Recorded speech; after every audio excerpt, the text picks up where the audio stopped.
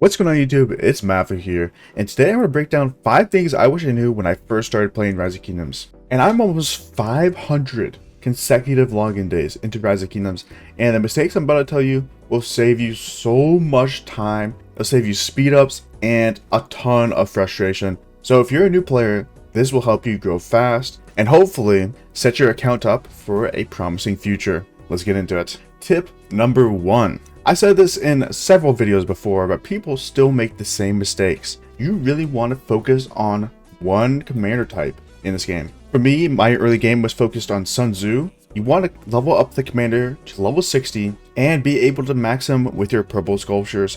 If you are running Sun Tzu, this applies to any commander you're focusing on. I do have a guide to which commanders you should focus on. I'll have that in the top right. And a big problem in the early game is people try to level up too many commanders, and then by the time they get to their first fight, they don't have any good commanders, they just have several decent ones. Now the big plus of having a commander level 60 is you get access to their full talent tree. Now honestly, I don't know if this is the best Sun Tzu talent tree in the game, but this is a decent one, and each one of these points gives you a bonus to your march, whether it's rage regeneration, march speed, troop health. All of these points are important, and you can only get access to all of them if you're level 60. Now when I started out, I thought I need strong commanders for everything. You gotta level up a garrison commander, you gotta level up a barbarian commander, a level up gathering commanders, and that's just not the case. You don't really need barbarian or garrison commanders leveled up, because they'll level up naturally over time, and you actually won't be able to get any decent garrison commanders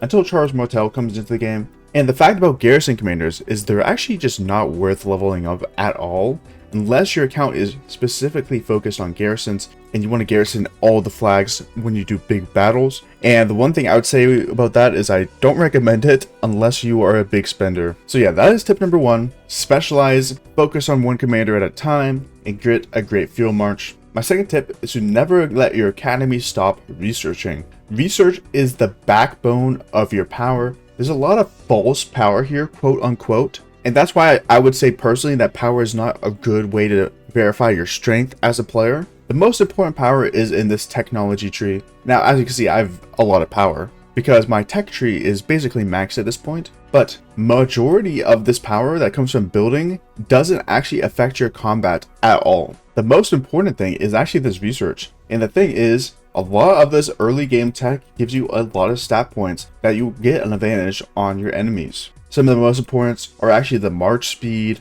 troop attack, defense, and most importantly health. And if you go to the economic tree, you also get building speed, you get research speed, and you also get more building and research speed, which are the most important tech in the entire tech tree. You should ideally have a tech cooking at all times, and if you have nothing going, just start an upgrade. Typically, the person with the better research does win on a battlefield in the early game. By the late game, everyone has basically everything maxed out and get the shiny T5 troops. But in the early game, tech is very important, and this is actually something that I messed up on my first account, where I didn't really focus tech until the end of KVK 1, and I got kind of screwed on the battlefield a little bit. Moving on to my next point. My next point is to join an active alliance. This might be actually the most important point I'm going to make out of the entire video. You got to get into an active alliance with friends that you enjoy playing with. This is something I actually succeeded on my first account. My first alliance that I joined was actually very good to me, and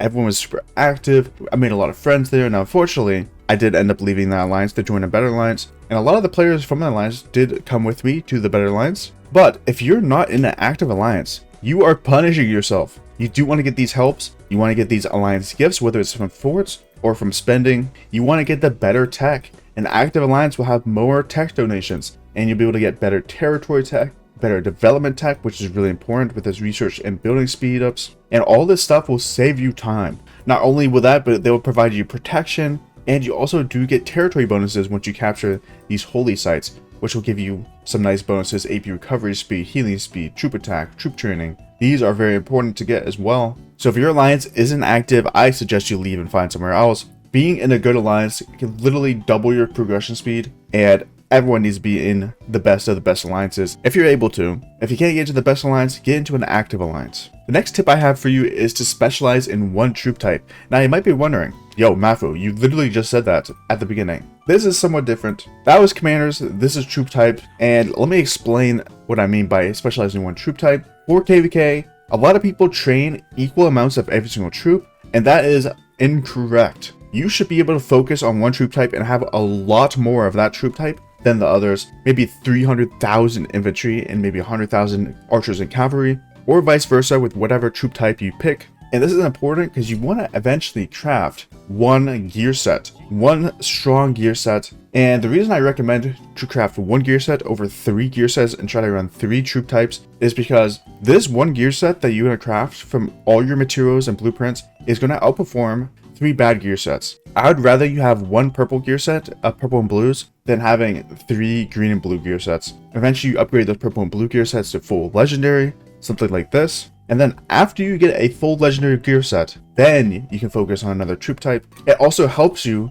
in the resource tree. As you can see, there's a lot of research you could do for many troop types, and yours is not going to look like mine. Ideally, you can get these 2 research for your main troop type. If you're infantry, you could get wood steel and scudum to both 9 out of 10. So that would save you some time on research, and you'll actually get stronger in the field because of that. You only need to build 1 gear set, which is amazing because you can put all your materials in that gear set. So make sure you pick one troop type and stick with it. Later in the game, you'll have plenty of troop types you don't need to worry about, but this is specifically for the early game. Now, the last thing I want to talk about are events. All these events that pop up into the game give you free rewards. You don't have to spend for them. And many of these events give you gems, speed ups, legendary gold heads, resources, even this one gave you some materials. Like, these events are amazing for your account, and you should be playing every single one that you can. I actually recently just started playing Champions of Olympia again, which I believe just ended. But Champions of Olympia does give you 2 gold heads, which is an amazing event. And I started playing it. And here are some of the best events for beginners. You got Low Harsh Trial. This event comes in the very, very early game. If you can spend all your AP during Low Harsh Trial, I highly recommend it. And AP stands for Action Points. It's Sorority Crisis. This is an amazing event that you would be able to pick up some materials. I highly recommend getting all the materials first before going down here into the speed ups and territory teleport. You'll thank me later. Another one that people don't really talk about are the daily objectives. These daily objectives actually give you some decent stuff. These challenge tickets actually give you materials. You're able to get some purple heads, which are really, really valuable in the early game. And you get 100 gems per day, which is not a lot, but it does add up. If you think about it, I've been playing for 500 days almost. If you times that by 100, I've gotten nearly 50,000 gems from just the daily objectives. And one thing I really regret that I didn't do in the early game is to time your speed ups and building upgrades during events. There's going to be a ton of events that come around, such as Training Day. Use speed ups on training troops. And this event is awesome because it gives you 20 gold heads. As you can see, the competition is not that steep for this. What is that, around like 50 days of speed ups? So there might be some events that you can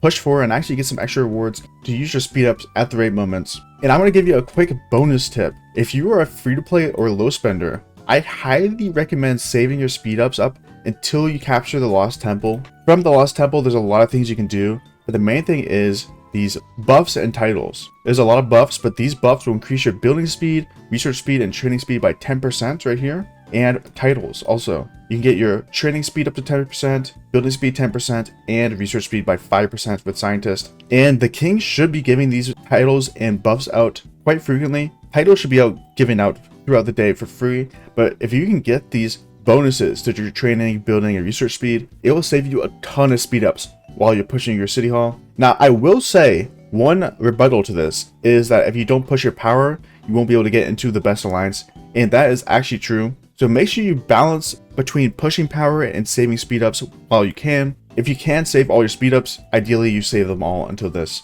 Anyways, that's about it for this video. These are the top 5 things with one bonus tip that I wish I knew when I started playing Rise of Kingdoms. If you're a beginner, focus on these and you'll grow way faster than your competition. You won't make as much mistakes that I did in the early game. If you want a part 2, drop it down in the comments, and I'll see you guys next time. Peace!